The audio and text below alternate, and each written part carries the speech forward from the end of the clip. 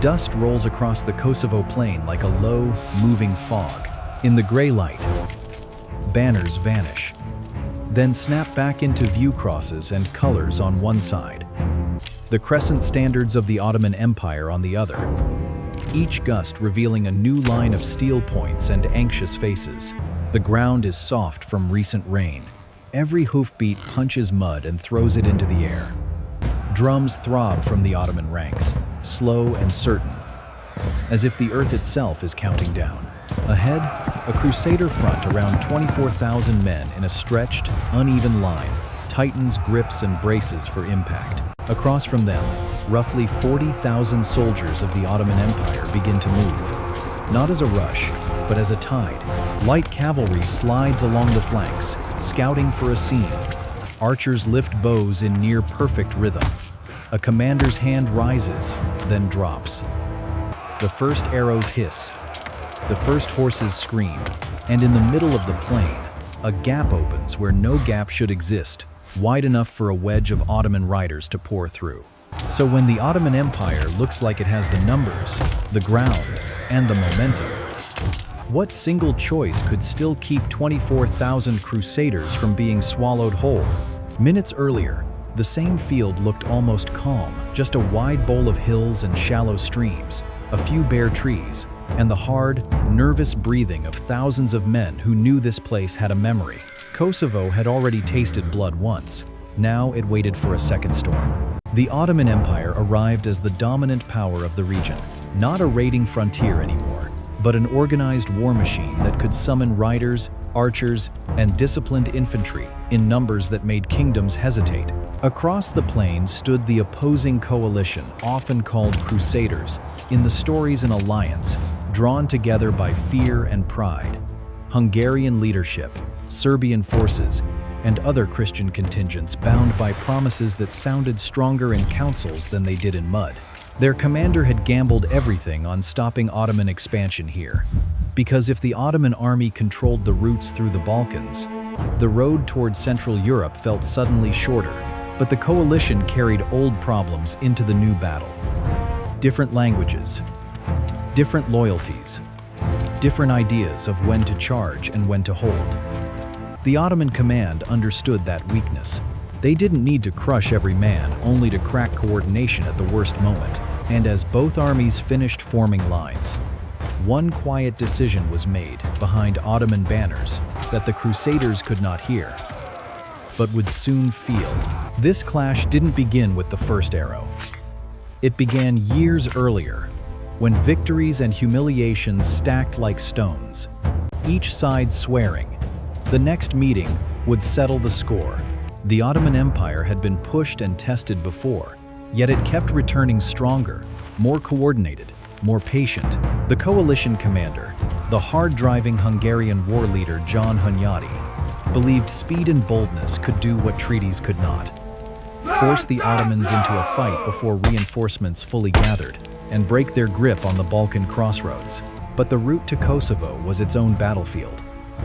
Bridges, passes, and local rulers mattered.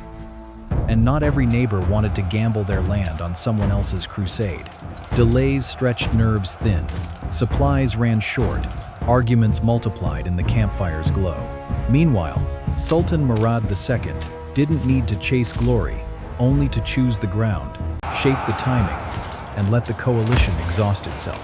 By the time both armies faced each other on the plain, roughly 24,000 on one side and around 40,000 on the other, the fight was already tilted by fatigue, mistrust, and distance. And then the Ottoman commanders sent a message down the line that changed everything. By late afternoon, the Kosovo plain becomes a map drawn in motion. The coalition spreads its line to avoid being wrapped. But that choice thins the centermen shoulder to shoulder, yet stretched like rope pulled too tight. Hunyadi wants room to maneuver heavy cavalry, a clean lane to punch through before the Ottoman Empire can settle into its rhythm. Murad's army answers with patience. Ottoman scouts skim the edges, watching for isolated pockets. Archers test the range, not to kill in spectacle, but to force shields up and eyes down. Every small reaction is noted. Behind the front, campfires begin to flicker as the light fades, and the field battle turns into a contest of nerves. Who sleeps? Who listens? Who mistakes silence for safety? The Crusader camp speaks in many tongues. Confidence rises and collapses with every rumor. The Ottoman camp feels colder, quieter, disciplined by drums and routine. Estimates vary on exact counts, but the imbalance is clear. Around 24,000, facing roughly 40,000 soldiers of the Ottoman Empire, on ground that offers nowhere to hide. And as night settles, one decision is made that will decide where dawn breaks first. But the Ottoman scouts are already moving. Dawn arrives thin and cold, turning helmets into pale mirrors. On the coalition side, men stamp feet and tighten girths, eyes fixed on the dark mass across the plain. Hunyadi anchors his position with wagons chained wheel to wheel, a rough wooden spine meant to blunt charges and protect tired infantry. It looks solid until the wind shifts and reveals how much open ground still lies on both flanks. The Ottoman Empire forms with unsettling order. Drums pulse, horns answer. In the center, steady ranks hold behind tall shields, while archers step forward in measured rows, loosing not in panic, but in volleys that make the air feel crowded. Along the wings, Sipahi cavalry gathers like storm clouds, while lighter riders circle wider, testing distance, searching for the place where the enemy line ends and fear begins. The Crusaders try to strike first. A forward push, a shout. Hooves bite into wet earth and throw mud like sparks. But the Ottoman front gives a little, then doesn't break. It bends, drawing the charge deeper, luring men toward ground already marked by hidden movement. And then, on the far left of the coalition line, a screen of Ottoman riders slips into the haze and simply disappears. The Crusader line surges as if courage can solve arithmetic. Outnumbered nearly 2-1, Hunyadi's men gamble on the morning heavy riders, lowering lances, infantry stepping forward behind locked shields. For a heartbeat, it works. The Ottoman center gives ground, boots sliding in mud, volleys thinning as bodies crowd together. Men shout that the Ottoman Empire is breaking, but there was a problem. The retreat is too clean. Ottoman drums snap into a faster beat, and the broken center opens like a door. A few early gunpowder cracks flash behind the shields, more shock than damage enough to spook horses and steal attention. From both wings, Sipahi cavalry accelerates, not into the wall, but around it, racing for the exposed sides. Light riders sweep close, loose arrows, then wheel away before a blade can catch them. In the middle, Crusader riders chase space, and the wagon line behind them feels farther with every stride. Dust thickens, orders get swallowed. A standard dips, rises, then vanishes. And on the coalition's left, the Ottoman screen that disappeared into haze suddenly reappears behind the line, like a shadow stepping out of the sun. The coalition doesn't see the trap all at once. It feels it like a tightening belt. On the left, men turn their heads, hear hooves where hooves should not be, and the first shiver runs through the ranks. Ottoman riders have slipped behind them, cutting across the rear spaces, firing arrows into backs and pack lines, striking at messengers, drivers, anyone who carries the army's breath and food. The wagon barrier, meant to be shelter, suddenly becomes a wall that blocks retreat.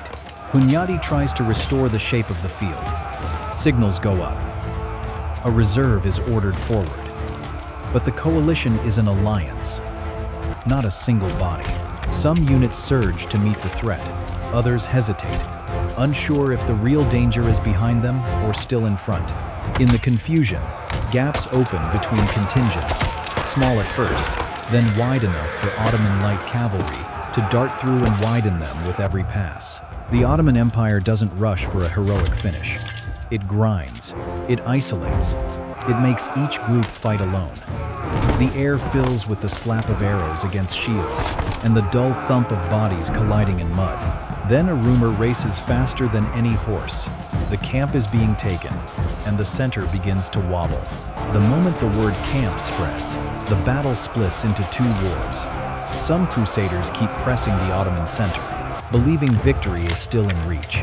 Others peel away, turning back in frantic knots toward wagons and tents, convinced that losing the rear means losing everything. That movement, unplanned, uneven, creates the exact thing the Ottoman Empire wants: a center that can be pried apart. Ottoman archers step forward again, arrows arcing into the shifting mass. Sipahi cavalry hits the edges where men are half-turned, shields angled the wrong way, eyes searching behind instead of ahead. Horses slam into bodies, not in a single crushing blow, but in repeated punches that force the line to breathe in panic. Hunyadi rides hard along the front, trying to pin units back into place, shouting orders that vanish in the roar. A banner goes down near the wagon line. Another rises to replace it. But too late, men have already decided the truth: they can survive. The Ottoman wings keep widening, like doors opening for an audience to see the stage. And through the thinning middle, Ottoman riders begin to cut into the space between coalition groups, turning one army into separated pockets. If those pockets collapse, there will be no line left to save. What follows is not a single collapse, but a series of suffocating squeezes. Each coalition pocket fights like it is the whole war, unaware that the space between them is growing into a corridor the Ottoman Empire can use at will. Ottoman light cavalry darts through those gaps, cutting off runners, snapping at the edges, forcing units to turn inward until their formation becomes a circle. Every circle is smaller than the last. Hunyadi tries to restore motion with one brutal idea: a breakout. He drives a hard wedge of cavalry toward the weakest-looking section of the Ottoman line, aiming to reopen the field and reconnect his scattered contingents. The charge thunders forward, mud spraying, armor flashing, men yelling as if sound alone can push fate back. For a breath, it punches into Ottoman ranks. Shields splinter, horses force space. Then the Ottoman response arrives like a closing gate. Archers shift angle and darken the air in front of the wedge. Infantry steps firm, refusing to run, and from the side, Sipahi riders strike the exposed flank of the charging column, not head-on, but diagonally, turning forward speed into sideways panic. The coalition wedge begins to bend, then kink, then stall. And just as Hunyadi reaches for a second push, the coalition's right-wing banner disappears into dust. The disappearance of the right-wing banner doesn't mean the men are gone. It means they are swallowed, smothered by distance, dust, and the Ottoman Empire's moving wall. On that wing, Ottoman cavalry keeps circling wider, pushing the coalition's edge inward like shepherds driving a herd toward a pen. The Crusader fighters there can't tell whether they are retreating, repositioning, or being guided into a trap, because the horizon is nothing but churned earth and flying grit. In the center, Hunyadi's breakout stalls into a grinding fight at close range. Shields locked, spears stabbing for space, commanders screaming to hold. Early gunpowder pops again in scattered bursts, more to rattle nerves than to decide the day. And the sound echoes unnaturally across the plain. Every crack makes horses flinch. Every flinch creates another gap. The Ottoman commanders keep the pressure steady, never emptying their strength all at once. The coalition, already outnumbered around 24,000, facing roughly 40,000 burns, energy faster, simply trying to stay connected. Men begin to look over shoulders for familiar banners that aren't there. The wagon line, once a point of confidence, becomes the last visible landmark in a sea of motion. And as the sun climbs, Ottoman riders slip behind the wagons again, this time in greater numbers. The camp's rear guard turns, and the protective spine begins to crack. The cracking of the wagon line changes the sound of the battle. It's no longer a forward roar. It becomes a scrambling echo. Men shouting the same orders twice, because the first time no one believes them. Ottoman riders press into the rear spaces, striking at the seams between wagons, forcing defenders to choose between guarding the barrier and rescuing friends already being pushed away from it. The coalition's strength bold charges. Stubborn infantry now works against them. because every brave rush forward leaves the wagons thinner. Every step back tangles men into knots. Hunyadi understands the danger in an instant. If the wagon spine falls, the coalition loses its last anchor on the plain. He attempts the only answer left. Pull the center back in controlled stages, tighten into one body, then launch a single, concentrated counterpunch to reopen breathing room. It's a clean plan on paper. On the field, it requires perfect timing across units that don't share the same heartbeat. The Ottoman Empire senses the hesitation and turns the pressure into a vice. Archers aim not for glory but for disruption. Volleys forcing shields up while cavalry threatens the flanks. The coalition's center begins to fold not from fear alone, but from too many choices arriving at once. And now one decision, hold the wagons or rescue the center, will decide whether the entire line breaks. Hunyadi chooses the center. He has to. If the middle collapses, wagons won't matter, nothing will. He rides into the thickest press of men, gathering whoever still answers, and orders a short, violent push to shove the Ottoman front back and buy time. For a moment, the coalition moves like a single creature again. Shields surge forward. Spears jab. The Ottoman line steps back 2 paces. Then the Ottoman Empire reveals the patience behind its chaos. A reserve kept out of the churn, kept steady steps in where the line had weakened. Fresh troops, fresh discipline. The coalition's push hits that new wall and stalls instantly. Worse, the brief advance leaves flanks exposed. Ottoman cavalry strikes the edges again, clipping away men who can't turn fast enough in mud. In the rear, the wagon fight grows desperate. Defenders wedge shields between wheels, trying to hold narrow openings while arrows drop into the gaps. Smoke rises from somewhere, campfires kicked over, tents torn, supplies scattered. The rumor of total loss spreads again, and panic becomes physical. Men tripping over ropes, horses screaming, standards twisting as bearers get shoved aside. Hunyadi searches for one last opening, one last lane for a breakout. But the plain is shrinking, the Ottoman ring is tightening, and if the coalition cannot break through before night, the Ottoman Empire will close the circle completely. Night doesn't bring peace, it brings uncertainty worse than arrows. Torches flicker along the wagon line, turning faces into masks of soot and fear. The coalition's remaining pockets huddle around whatever banners still stand, trying to count heads, trying to find water, trying to hear the difference between friendly movement and Ottoman riders slipping closer. Every sound feels like a threat. The Ottoman Empire uses the darkness like another weapon.